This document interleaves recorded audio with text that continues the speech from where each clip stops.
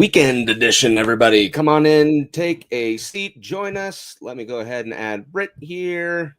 There we go. Welcome, everybody, to the Clusterfuck Podcast, part of the MHRT Network here at Center Ice. I am Nick, and joining me, as always, is Brit. How are you, Brit?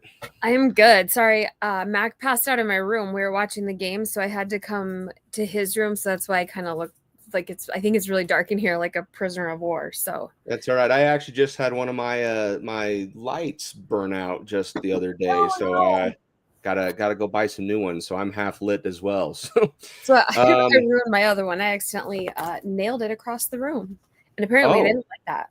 Accidentally threw it across the room. How do you I hit my hand on it and then tried to save it and caught my foot on the cord and flung it really hard. Just normal Brit shit. No kidding. Well, you're not kidding when you said when McKinnon, your son, kind of passed out in the room. Yeah, it's been a little bit of a snooze fest with this Game 7 for the Maple Leafs and Panthers, as it clearly seems the Panthers are about 9.5 minutes away from moving on to their third in a row now. Eastern Conference final. And then Toronto scores, and just as I'm signing on, could you kill a buzz any faster? It's ridiculous. So I do have it kind of right here. I have the last little bit playing, but it doesn't look like it's a. So I'm trying to turn it on, but my heart hurts. At least Steve Dangle will be really interesting tomorrow.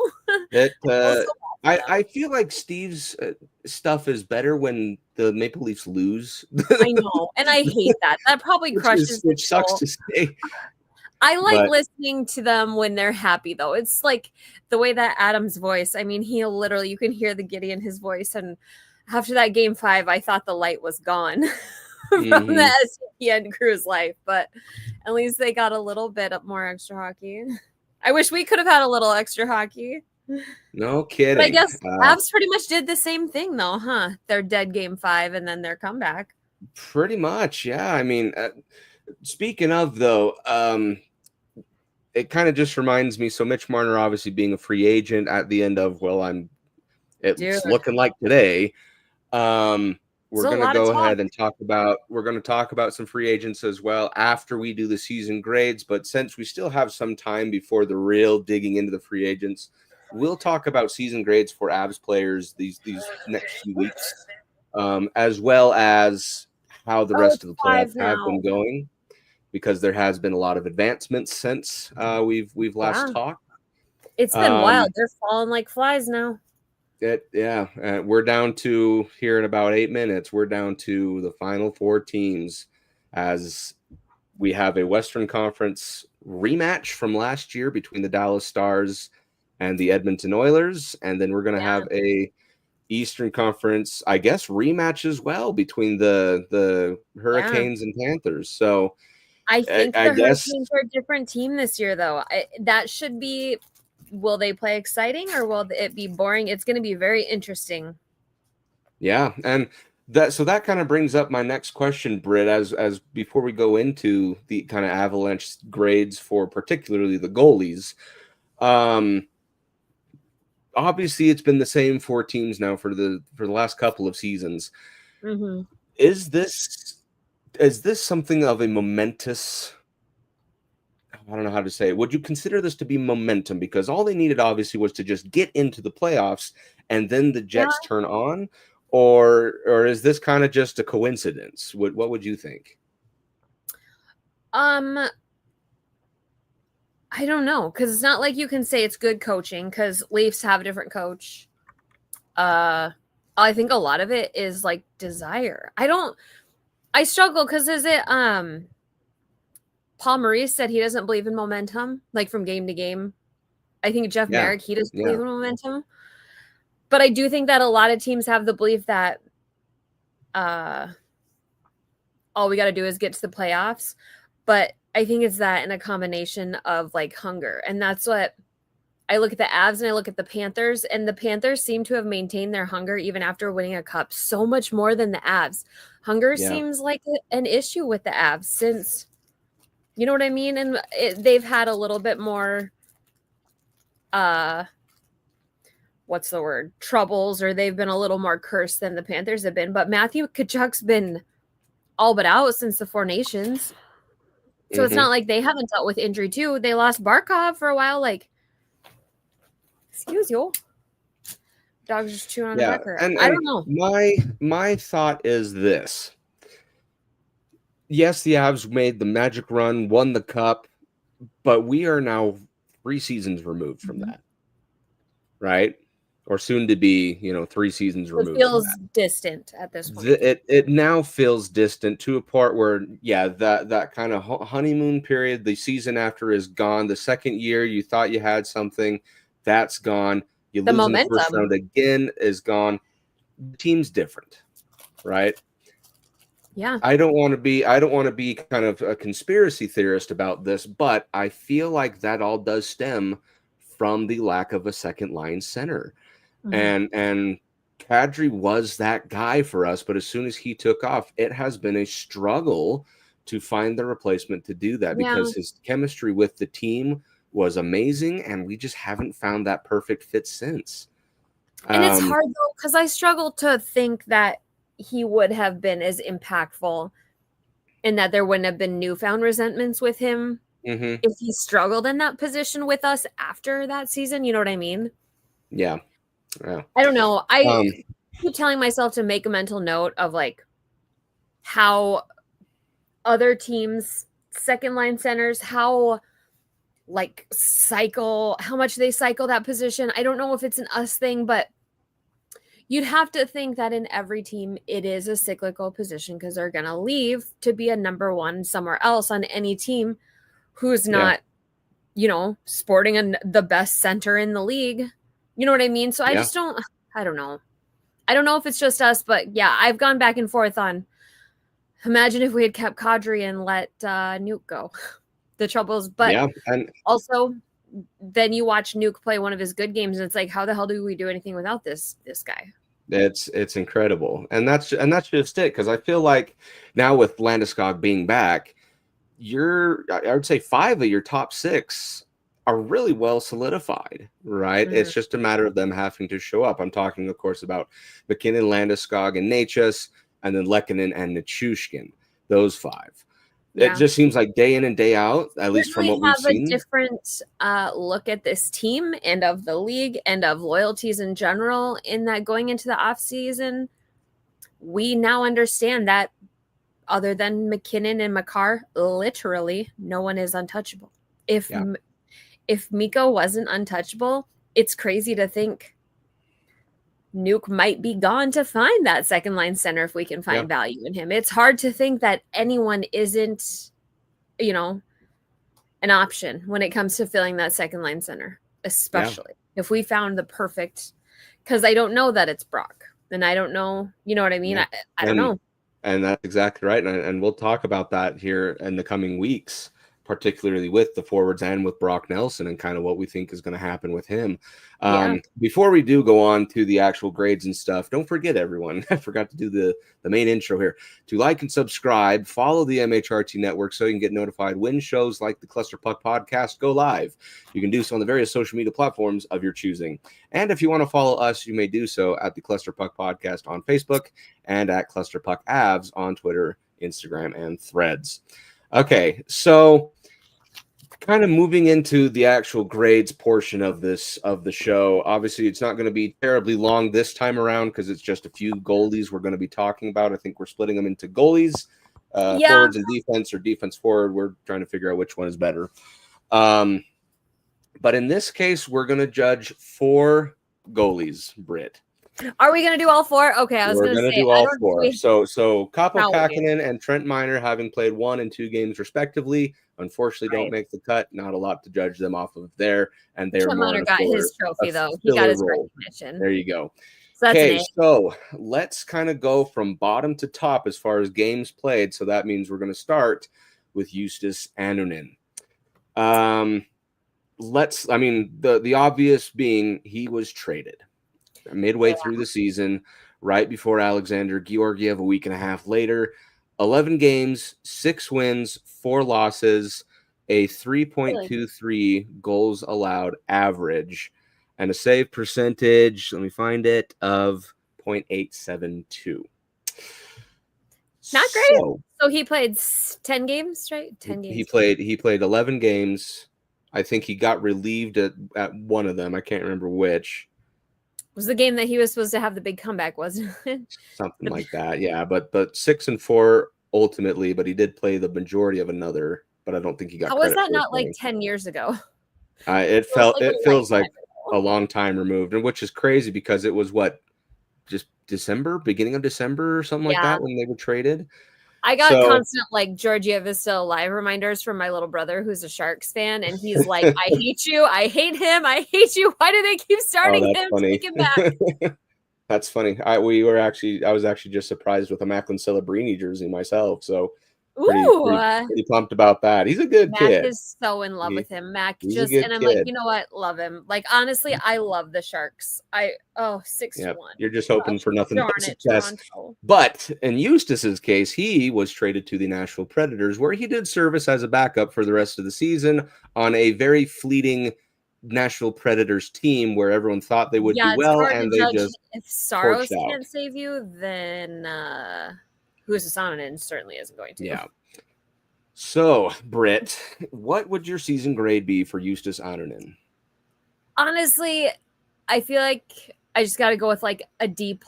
I feel like you can't, obviously that's an F performance in NHL goaltender standards, but when you consider his being, I still feel like he's a rookie, right? He didn't play enough. He played some playoff games, but like he's a rookie until he puts in being called, I guess, after this year. That's his rookiehood, right? That's his, I think, a D+, C-, because really an 8.72 is generally what, it's not much lower than a backup, and you have to consider how many of those games was he taking over, or do the statistics account for that? How many of those games was he taking over being down by 4, literally?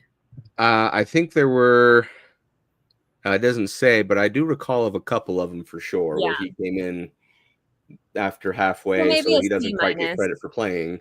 Yeah, I guess C- is where I sit with him. There's still a lot of unknown with him. I don't know that I believe he's going to ever be a tried and true starting NHL goaltender, but he might find a place in the league where he gets a couple good starting gigs and has a little bit of extended time starting or playing for a, bottom end team, or just becomes a very solid backup. But he didn't exactly come in at the best time to sit in our minds with a positive tone. Yeah. So as far as my grade for Justus Annunen, I also give him a C-. It's really tough. Obviously, 11 games being played and you win barely over half of them. It's barely over 50, which is one thing. But the problem was, from the last couple of seasons, Alexander Georgiev has been the guy.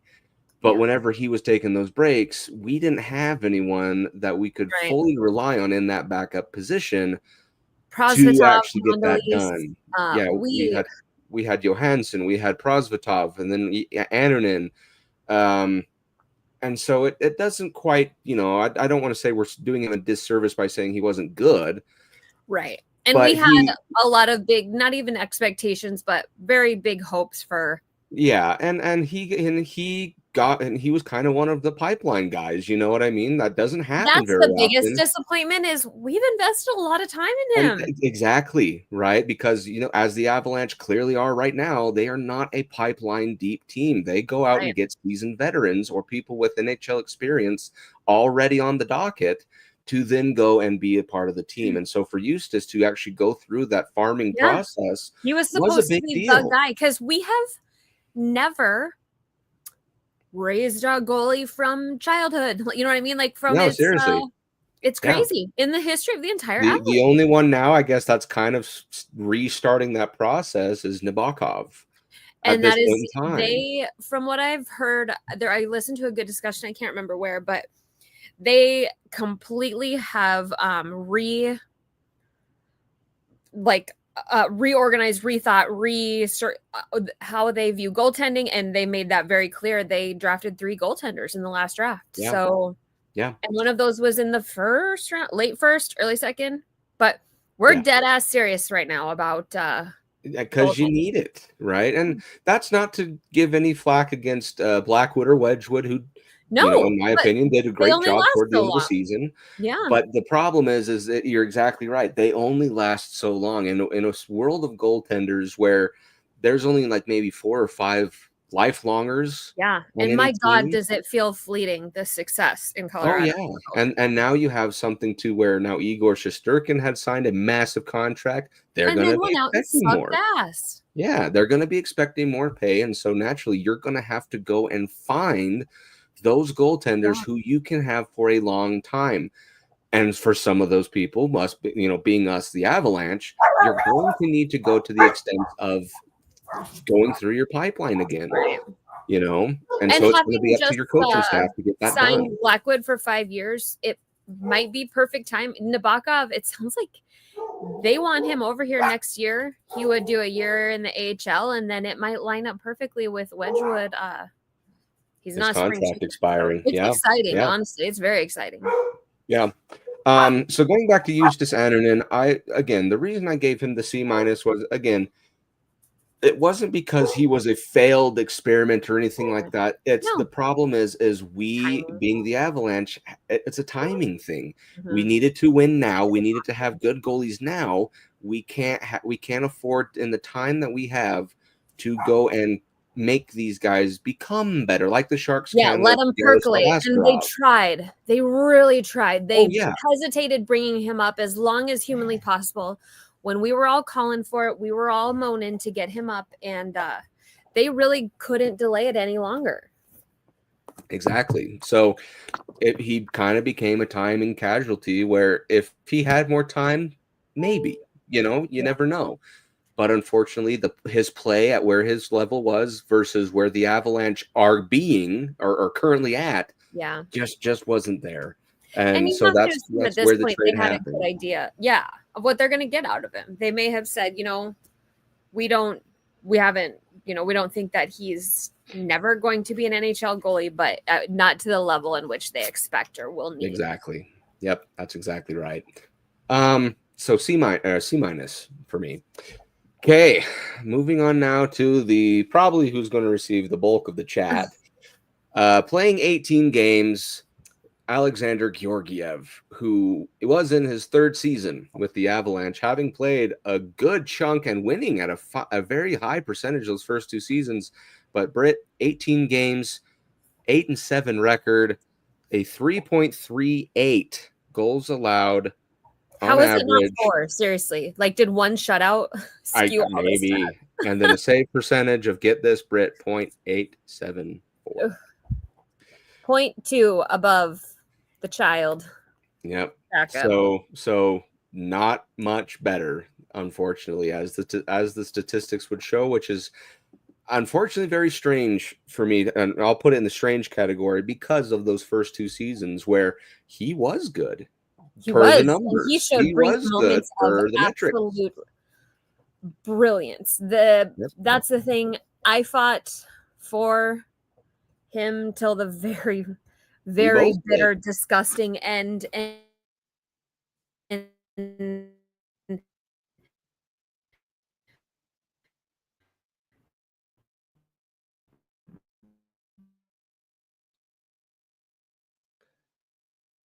let's see. I might have lost you. I think I might have lost you. Okay, so according to my screen, you're frozen. I'm probably frozen too on someone's screen. I'm not sure. But to keep the show going, I will continue to go and give my grade for Alexander Georgiev. Now, unfortunately, I cannot grade this off of the last 2 seasons. This has to be from this regular season. And since the numbers are not better than Justus Annunen, I have to give Alexander Georgiev a C-, for the exact same reasons, where I don't know what happened at the beginning of the season. He hit a slump and just never could get his wheels stuck out of the mud. Because after that first awful game in Winnipeg, he was phenomenal. I mean, it's all head games with him, and it's he's so bad. When he's bad, he's so bad. And when he's good, he's so good. But the bad outweighed the good for a long There time. you go. There. I got you there. There we go. So yes, I would agree with that though, as he had a great last couple of seasons, but again, what happened at the beginning of the season? That's kind of the real question, you know? So whatever it was, he just could not get his wheels churning again. And it's unfortunate because from the last 2 seasons, you kind of were okay with Georgiev's play. Yeah, there were some trust issues, and there were a lot of people still calling for his head, even after the first few games of his first year of the contract. But at the end of the day, it's about winning now. And unfortunately, Georgiev fell short in this, the third year of what would have been his third year, I should say. And so you had to trade him shortly after Justus Annunen. So C minus again. There was a lot of promise with him. Brit brought it up in her little mention. From let's see, there she dropped. She's getting back in. But with Georgiev and his play, the big thing, I guess, now that we have time to reflect on it, was consistency. And that was the hard part. And I think a lot of it, and again, I don't want to take a full, have the Avalanche take full blame or anything like that, but they worked him a lot those first 2 seasons because he was kind of the only guy you had. So he rose up to the occasion, he rose up to the challenge, but eventually you knew that, him becoming the whipping boy for too long was going to make him break. And that's kind of what happened. He fell into this, like I said, big slump at the beginning of the season, and that was it. That's all you needed. So obviously the Avalanche were like, listen, we can't fool around and have try to get him back on his feet and hope that we're slipping back into the playoffs. We need someone who is ready to go and can be good now. So that kind of ends the Georgiev era of the Colorado Avalanche, so it was an unfortunate way to end. But in the end, you did end up trading for a couple of nice pieces. Like we talked about before, you did trade for Justus Annunen. You had Scott Wedgwood come in. Hi. I think the bad juju. I know we're all talking about him. Game exploded the internet. It might have. It might have. But so I guess before I go into the next goaltenders, what do you give Alex Georgiev? Oh God, I can't, saying the word F physically pains me. Or the letter F. Maybe it's an EFF is what I'm giving him. I'm giving him an F. Oh, an F plus. And I think that where I turned, the turning point for me, watching him hit Malinsky on the shin pad, his mindset. I think that the locker room turned on him because he had a poor locker room mentality. And you know me, I'm a locker room gal. So if he's not a locker room girly, then he loses me. So you don't get to be a douche and be bad. So sorry. There you go. While you were dropped out, I gave Georgiev a C minus for the same purpose. Oh, look at you! For the same purpose of, again, he could have had a big turnaround. You never know, but his metrics were not better than than Annunen's. They were literally the same. So you get the same grade. D minus. I'll say D minus because he had a couple really good games. So we'll say D minus. F really hurts, but he's getting an EFF. There you go for effort. There you go. Yeah. But for the same exact reason, kind of what I said was he got stuck in a rut and never got out of it. The Avalanche are like, we're going now. It's like you're either on the bus or you're not, and he never got out of the rut. And he never looked to the team from a team mentality to help him get out of it. He seemed to do the opposite and hole up. And his words afterwards certainly didn't clear up any toxicity that was being questioned. So It's one thing when you're sweet and lovable, and at least Justus was just quiet and weird. So he could just kind of suck in anonymity. Yeah. So effectively, now that we've got these two goaltenders out of the way, let's talk about the ones that they were traded for. Starting with Justus Annanen's counterpart, that was not Mackenzie Blackwood, Scott Wedgwood. All the Woods. All the Woods. We just got a Denver Lumberyard, I think is what they were Yeah, called. I love that. The Woodshed. The Woodshed. Okay, so for Scott Wedgwood, his metrics are the following: 19 games played, 13 wins, 4 losses, 1 overtime loss, a goal allow average of 1.99, and a save percentage of 0.917. So that kind of makes it very apparent that those numbers are far better than what the other two were giving up. And he was just in a backup role. That we didn't even know that he was going to be our backup goalie at one point. You know what I mean? It was like, is he just going to take the whole job? And he's a career backup goaltender.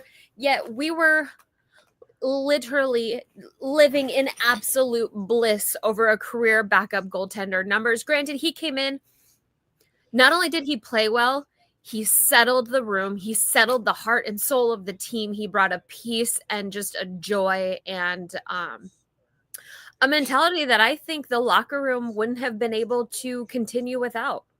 Yeah. And you look at the numbers, he actually, for all 4 of them, has the best save percentage, not by a large margin, but he has the best save percentage. He wasn't only given easy games. He played some hard games. He played a lot of difficult games to a point where Britt, you and I hurt at the end there. He played real games. Yeah, to a point where Britt, you kind of like with what you mentioned, we were talking about maybe it's Wedgwood that needs to start the playoffs. People were frankly adamant that they were very serious about him starting the playoffs, and that was understandably so. Exactly. And with 19 games, you win 13 of them. Yeah, that's not a fluke. That's not an accident or a hot streak. That's stable. That means knows his role. He treated the players with respect, and he gave it back to the media. Did they interview anybody other than Logan O'Connor more the moment Wedgwood got there? He allowed them in their house while he was unpacking with a brand new baby and a new wife. I mean, truly just the epitome of a leader and a man who knows his role and executes it perfectly. He had no qualms. He discussed several times being the backup goaltender, and he is here to genuinely and wholeheartedly support Mackenzie Blackwood.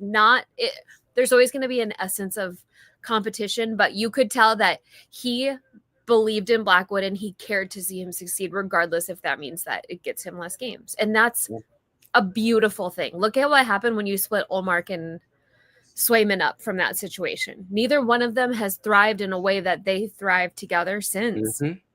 Yep. And that just goes to show that team chemistry is a real thing.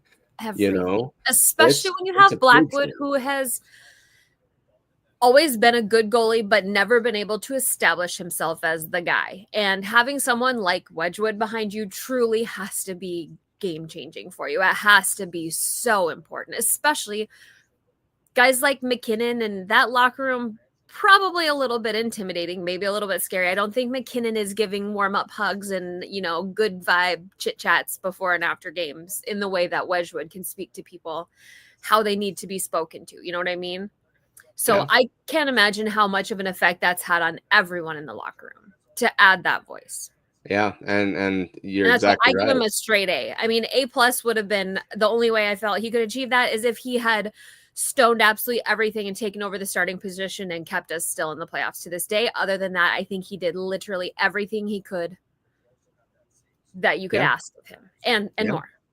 No, you're exactly right. I think he's deserving to be in the A tier. I'd probably say A- personally, but that's a great grade considering his role and that he took that role and not only passed expectations, but he set the bar for what a backup goaltender should be. Coming to a team who has very little faith in goaltending over the last several years. It's been, even with Kemper, we have had a constant rotating cast of injured, even all the way down to Francouz. We worshipped him, but we've never been able to have full faith, full trust that this is our goalie now and through the end of the season, Yep. So A and A- given to him. Again, we have him for another year, We honestly, don't give Britt. many A's. At this point in time, Britt, having Blackwood and Wedgwood, it's nice to have kind of your bona fide 1A, 1B kind of already there, and that you don't lose confidence Right. between them, and that they're Yeah. both confidence And levels that's what I are told high. you is like, it's crazy. At one point we discussed, there were many times that I didn't even look who was playing because I didn't really felt like it made a difference. When before we were looking to see, if who got off the ice last, was it on an inner, like what Yeah, a panic turmoil do set we have in. to experience tonight? A little bit of a worry. Yeah, that's exactly right. And with these two goaltenders, you're both just like, who's in? Oh, Wedgwood, sweet. Right.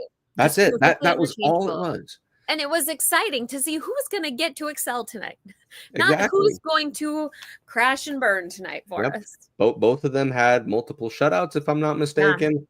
The Both of two them. of them coming that month or so period that we had both of them was some of the most magical feelings that I've had as an Avs fan after 2 years of, and I'm goalie,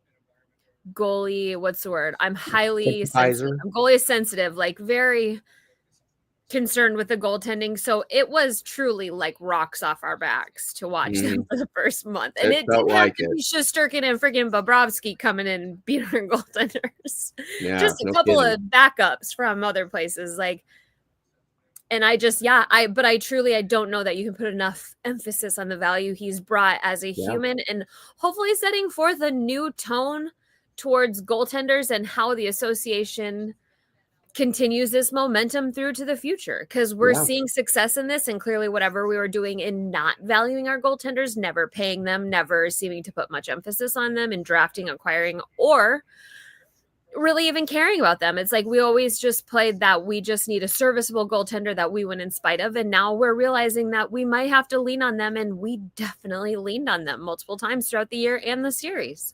Yeah. And you mentioned something, Britt, in that sentence where you said it sets a new understanding for the association. Yeah. In this case, between between a starter and a backup, he really blurred those lines, I would say. Yeah, the tandem. And we felt that with Francouz, but it was generally out of necessity. Francouz and Kemper also had that dynamic, and obviously you saw what happened. Them playing a full year together, it was wonderful. It certainly feels like the closest thing the NHL has seen to the Swayman-Ullmark pairing in quite some time, as far as true tandem. Like, I do feel that eventually, and if not already, Blackwood will and has kind of broke out and that's what we anticipated. That's why we signed him for 5 years. But it's nice to just not worry about who it is, not care, but not have to rethink the game, or they don't have to change the way they're going to play because of which goalie is behind them. They don't have to stress, and the fans, you know what I mean? It's good for everyone. Yeah. And so here's a question before I kind of get a little nitpicky with his play. Would you see the Avalanche maybe signing him to another short-term deal before their contract is up? Yeah, even how old is he? Like he's possibly getting to where mid-30s, a year-to-year type thing. And depending on if Nabokov came over next year, spent a year in the AHL, and then spent a year up and down with, I would love to have Wedgwood here while Nabokov is here, maybe. And I couldn't see Wedgwood going down, but I can imagine there will be times that Wedgwood will be hurt throughout the year, that Nabokov can play backup and interchangeable, get him in some games. I would love to see him around for at least another year through the 26-27 season. Yeah. I agree, because as far as what we've seen in this half year that he's been here, it's been great. It's, again, there's no real complaints with a record like that, where you've won, especially that first game that you have he came out. So it's, again, the big hat, stole the game, stole a couple games, really. Stole a few games. He became the hot hand for a few. This is our backup. And I guess that might have been the writing on the wall for Georgiev, that it's like his time is done, you know. This is interviewing Marchand. I can't even imagine the good stuff that's going to come out from a Toronto van interview. There's going to be a clip on Twitter after this. For sure. I am sure of it. So that being said, the reason why I gave him an A-, which again, fantastic grade. Yeah, that's the reason it falls into the minus category for me, is because there were a couple of times throughout games, and again, every goaltender's got their niche, you know, they do. His was, he would always be found on the ground for some reason trying to make a save, where it's like if he just kept his butterfly stance and dropped a pad or whatever it was. Yeah, if he just kept butterfly stance and dropped one pad or both or whatever, you feel like he might have saved a few more goals throughout those games that he lost. I don't know if that's like the joy for the fantastical, or like very acrobatic, getting a little bit lost, or just, you know. Yeah. But yeah, him and Blackwood both. I mean, that's kind of one of my things. It's like, you are both such large humans. Yeah. Don't waste your chest laying on the ground like that. Exactly. So for him, it was, yes, very acrobatic, and you made great saves doing so. A lot of fantastic things. But there were some where I was like, you didn't have to be on your belly for this. Like, that's what I always say. The more beautiful a save, generally, the more out of position you were. The most boring goaltending, for example, Vasilevsky, rarely does he make those the flurry saves. Generally, flurry saves come from a place of being out of position, and there's a lot of really great saves that Marc-Andre probably put himself out of position because he made it look good after. He knew he could do it. Which, again, there were a couple of times I was like, I feel like you did that on purpose so you could get that save. For sure. Flurry for sure. Flurry for sure would have. Yeah, but we're not really in that position. That's exactly right. Because Fleury actually had that capability of being purposefully out of position, only to be right back into position conveniently. To catch it from a distance, and for sure. And I love it. I mean, when you're him, you kind of get to do whatever you want to do. Exactly. It's gonna be hard seeing him in retirement. Oh, it hurts so bad, man. It's been it's like a very emotional year in the NHL. It makes a lot of people. There's so much. Gagne leaving, and Fleury, and I gotta bring it up super fast. Did you cry last night at the end of the Winnipeg game? Because I like a baby during that handshake line. I cried. Stop showing Scheifele in the box, for God's sake. Leave him alone. When he was being hugged by Hellebuck, I was like, I was getting teary-eyed, very teary-eyed. And then Jamie Benn comes and hugs him forever. Just got a fine for glove punching him in the face. Which I was like, who literally just like checked him in the face with it, or punched him in the face, and now he's there giving him the biggest hug. I'll start crying talking about it right now. Which I'm like, I guess even the devil himself has a soft spot. You know what I mean? Well, like I couldn't believe it. Then too, when he hugged Landeskog, I was like, stop making me like feel good feelings about you. He's got those little things. I get, I guess what's the saying? A broken clock is right twice a day. That's right. Jamie Benn is twice nice a year. he's nice 2 times a year, and that's. I bet he wouldn't have been as sweet if they had lost. It's easier I wonder. for him to be sweet. I wonder. But when they showed Scheifele in the box at the end of the game, it hurt, man. Stop putting the camera on his face. Like, we're all crying. Every big, grown, angry, awful hockey man, the nicest hockey man, all of us were crying. Just stop putting the camera on him before I die. Because I cried when he scored the goal too. Like, can you write that? It was a very Disney fairy tale type thing. Oh my God. But then for him to be in the box and the power play or the penalty kill, he would have been just getting ready to step out of the box. I hate Dallas so much. I hate it so much. I want the Canes to kill them. It hurts. I just had to ask. I forgot I didn't text you last night. It was. No, you're good. I mean, I would have been. I wouldn't even known what to respond with. So no, I was. My son's looking at me like, "Geez, you are so weird." Get over yourself. The waterworks, sprinklers. What's going on? But anyway, so. Sorry, that was out of nowhere. You're good. That came. I think I was thinking about the hug with Hellebuck, but it's been an emotional year all around, and it could be an emotional summer too. But does that send us right off very awkwardly into Mackenzie Blackwood? Yeah, well, sure, why not? We'll transition right into Of it. all that stuff. Jumping back on the wagon of grades. We never ever go off on tangents here on the Clusterfuck podcast. Especially not about goalies or emotions.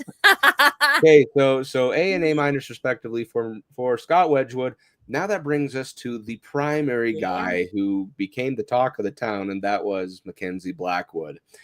His numbers are the following: 37 games played, 22 that's a wins. lot. Yeah, 22 wins, 12 losses, 3 overtime losses, a goal allowed average of 2.33, and a save percentage of 0.913. So not too far behind. Right? If you're above 9, you got a thumbs up from me, man. Oh yeah. Okay, so that being said, Brit, he became your guy, the guy you depended on time in and time out. It was so nice of them to just sign that contract. Bada bing, bada, 12 wins. Here you go. Here's $5 million. We said, okay, this is the goalie. Well, and it changed the way we looked at him, viewed at him, cheered for him, got mad at him. This is your damn goalie for 5 years. So it felt good, even in the stability when he played bad. It just felt stable, like putting a ring on the finger, you know.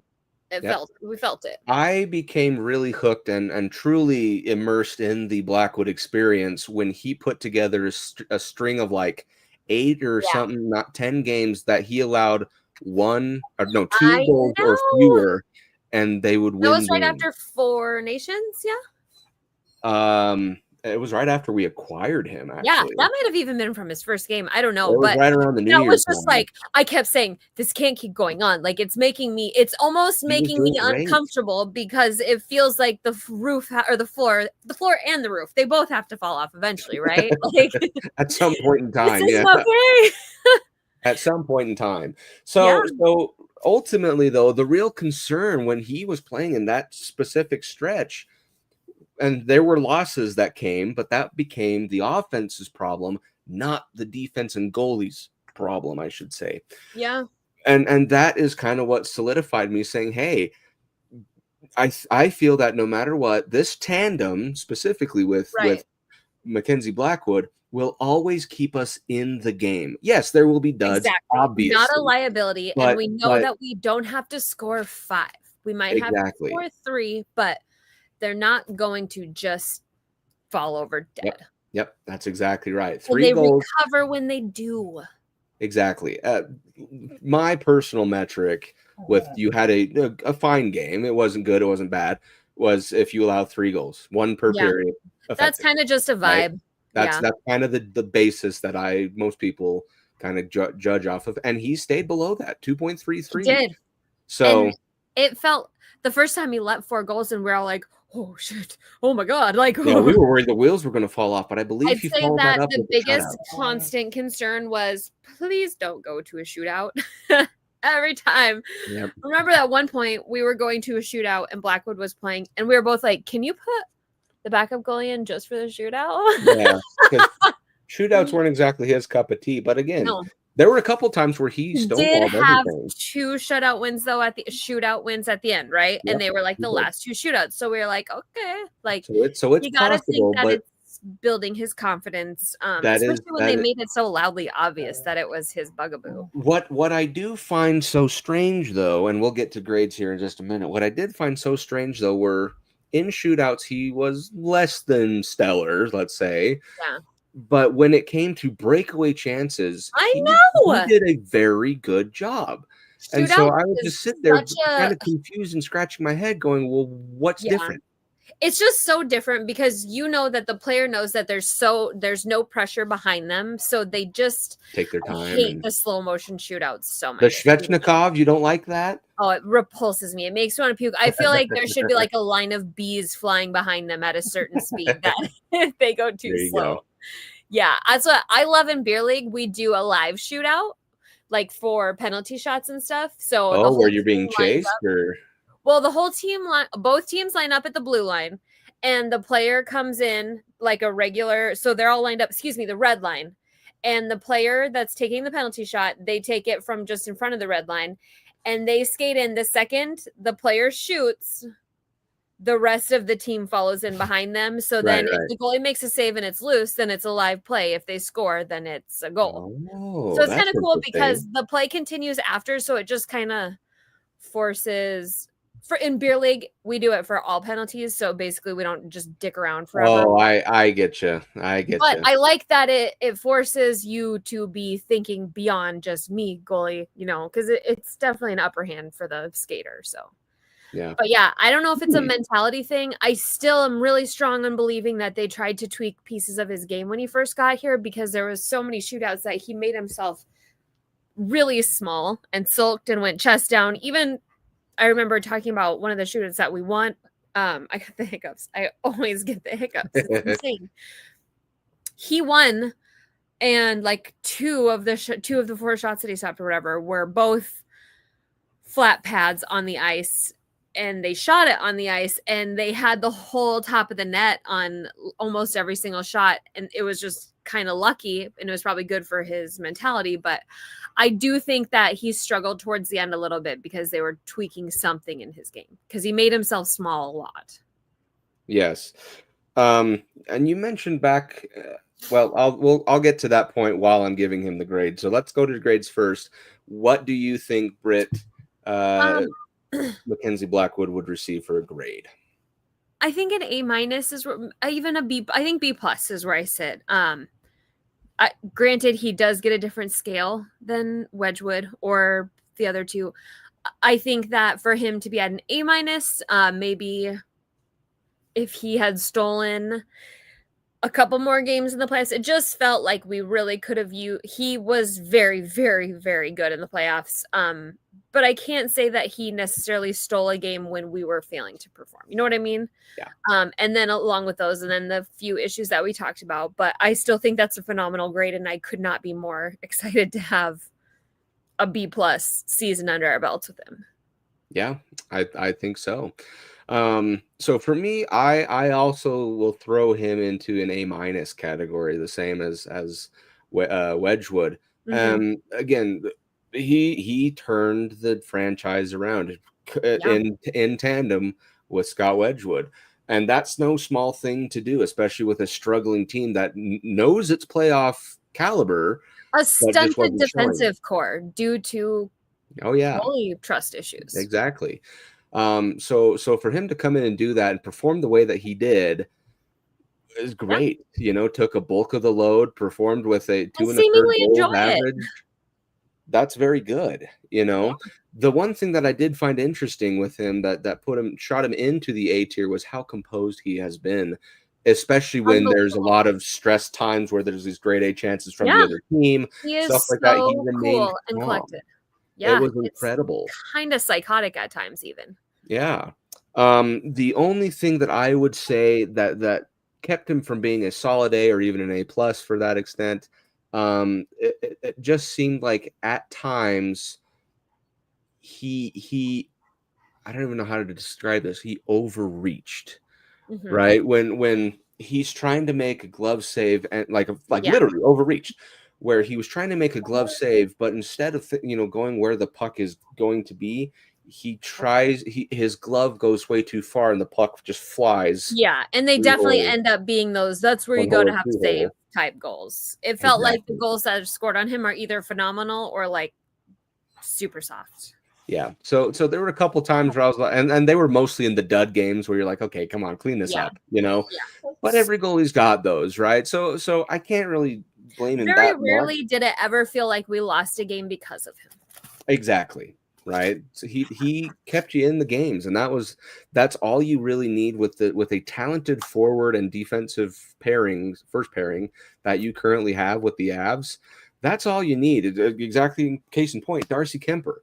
Right now, granted, a couple seasons later, he's now a Vezina candidate, but that's beside the point. At that point, when they won the Cup, Darcy Kemper had one of the lowest statistics in the playoffs. Exactly, and that's what I've said it a million times. Winning, I don't think we won in spite of, but we certainly didn't win as a result of the play of Darcy. We bailed him out, but the defense played phenomenally, and the games that Kemper played phenomenally in, there you go. It made for a great match. So the real thing now, that because of Mackenzie Blackwood coming in, I no longer feel this stress of like, oh boy, I No. hope he does good so I can Every continue to single defend shot. him. And Yeah, you every just have single the like feeling of he's good, I'm good.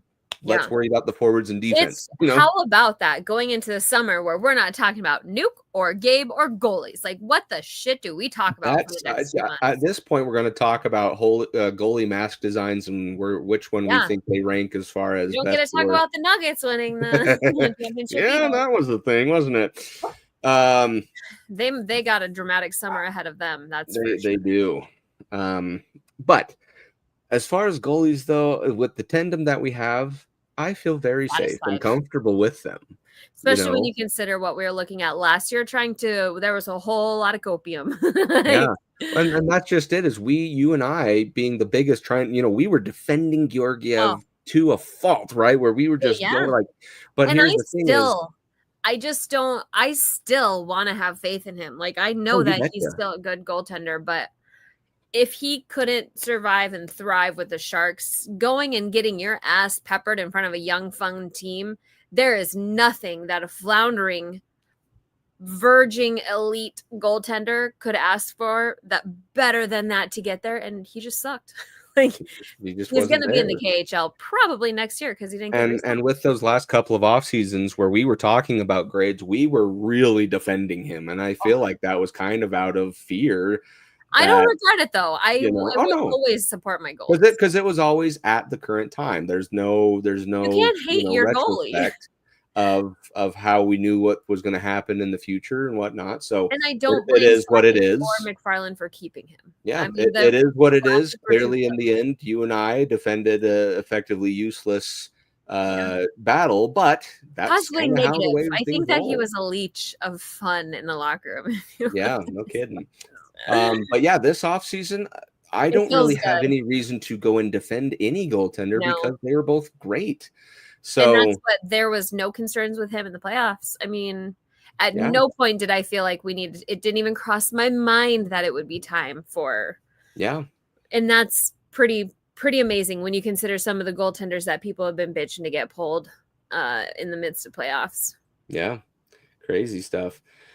Okay, Brit. So that's going to conclude our grades for the goaltenders. Very quickly, though, I do want to talk about one last item before we sign off, and that is going to be, who do you have going to the Stanley Cup final? On the West, you have Dallas and Edmonton, and on the East, you have Florida and Carolina. Can they all lose? No, I just want it to be in the East. I don't care. I want the Canes to win at this point. My heart says the Canes. My brain says Dallas. And I will not be on Twitter, Facebook, the things that I usually don't go on that often. I will not even look at them for the remainder of this summer through until the next team is the Stanley Cup winner. There you go. There you go. So, my brain thinks that there's going to be a rematch from last season between the Oilers and the Panthers, but this one the Oilers probably have the upper hand. They're so weird. I hate them based off of what I've seen, however, and how Carolina handled. I know. Carolina's a different team too. All the teams that have been almost there. How Carolina handled Washington and how Dallas has just trudged forward. It's hard to say it's a Dallas-Carolina final, and I hate saying that, but that's what it seems like it's going to be to me. Especially because the Panthers game, Matthew Tkachuk said it tonight, is they pound and they wear teams down for 7 games, but I think that the Panthers are running out of the energy to do it. Yeah. So we'll just have to see, obviously, this time next week. I think games will still be playing. I say next week, but we're going to have an episode on Thursday. Where their teams down through 3. There we go. I think we're catching up. Oh, you're right toward the end. We have another glitch. Dang it.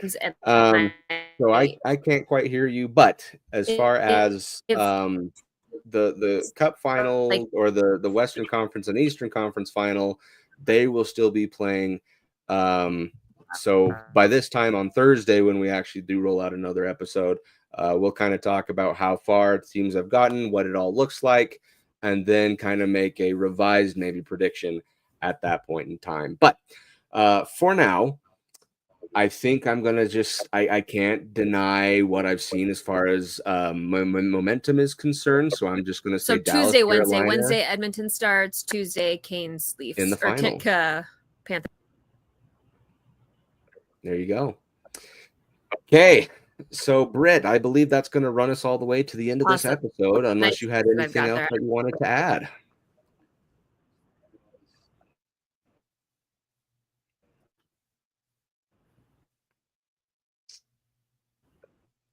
All right, you're frozen on my side, so unfortunately, I can't quite tell if you're still with me or not. But we'll go ahead and wrap up there, just so we're good to go. I know I said short episode, and clearly that was a failed promise.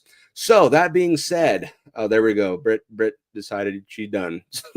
That being said, thank you for joining us on this episode of the Cluster Puck Podcast. We do enjoy your participation throughout these episodes. Let us know what you think of the goalie grades that we gave and what you might give. Shoot us a DM, send us a message, contact us in some way, leave a comment in the chat as well. Let us know what you think and what reasoning you have behind that. But for now, we'll go ahead and wrap up here. So thank you, everyone, for joining us on this episode of the Cluster Puck Podcast, part of the MHRT Network. If you like what you saw, don't forget to like and subscribe. Follow the MHRT Network so you can get notified when shows like the Cluster Puck Podcast go live. You can do so on the various social media platforms of your choosing. And if you want to follow us, you may do so at the Cluster Puck Podcast on Facebook and at Cluster Puck Avs on Twitter, Instagram, and Threads. With that being said, the Western Conference and Eastern Conference final matchups are set. Dallas and Edmonton in the West, Carolina and Florida in the East. Who's going to be in the final? We'll have to continue to find out throughout the next couple of episodes and here in the next few weeks. So that being said, have a happy rest of your Sunday, everyone. Have a great week. We'll see you, I believe, toward the end of the week on Thursday. I think we'll pick up our regularly scheduled time there. And as always, go Avs, go. Fast lane when I pass in the street, bag of money in the passenger seat. Simcoe's been asking for me on the road from the west to the east. Way up, I might never come down, cause the coast's racking up the flame out. So high, I might never come down, so what, this is my life.